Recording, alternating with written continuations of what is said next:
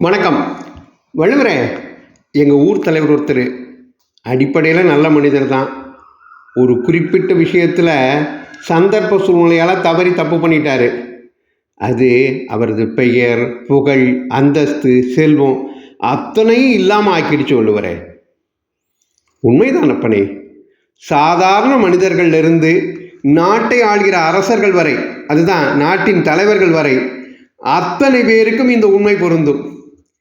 தீக்கு முன்னாடி ஒரு வைக்கோ போர் இருக்கு வச்சுக்கா, அதால் தீயை எதிர்த்தோ தாங்கியோ நிற்க முடியுமா? நொடியில் சாம்பலாக போயிடும்.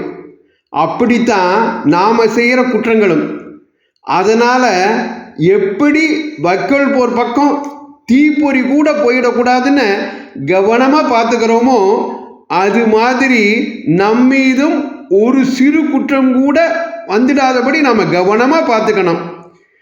இதைத்தான் வருமுன்னர் காவாதான் வாழ்க்கை எரிமுன்னர் வெய்தூறு போல கெடும்னு குற்றம் கடிதல் அதிகாரத்தில் 435வது குறளை எழுதி வச்சேன். அசத்திட்டீங்க வள்ளுவரே. வருமுன்னர் காவாதான் வாழ்க்கை எரிமுன்னர் வெய்தூறு போல கெடும்.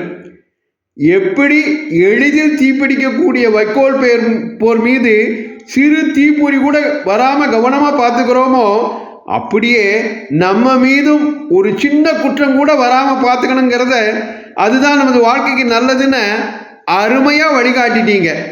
நன்றி வள்ளுவரே. இந்த பதிவு உங்களுக்கு பிடித்திருந்தால் மற்றவர்களுக்கும் பகிருங்கள்.